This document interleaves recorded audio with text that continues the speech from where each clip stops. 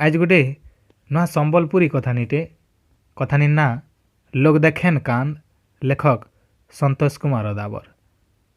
केन घड़ी सकाल पाई जे कि जाने संसार जाकर सपा गाली थी चंद्रा तार सास के बार छेलछेला कर देती एखे पारे के गार्डसुएन बोली सपी सपी जमद्वार के पेले देला बागिर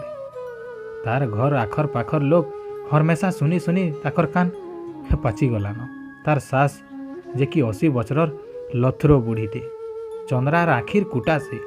जम जमरा नहीं गले बुपुरी सेने हेले नरक कसन उपारी हेता उसास हो जाता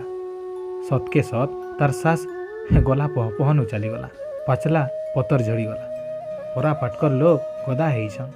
बुढ़ीर गुण सुहुरी सुहुरी कांदुछन गोटे बोली बह चंद्रार काय करता जेन तुड़े रडुथिला सपुथुला चंद्रा के हेबे लोग देखेन टंटी फटे कांदुछे कहूछे मोर मोर आसरार छाए तल थिल तमे माँ गो मोर मोर चौरी घर झकारी मारुचे माँ गो को केन के जाई रहेल माँ गो एंता एंता केते गीत जुटेई जुटेई गाउचे चंद्रा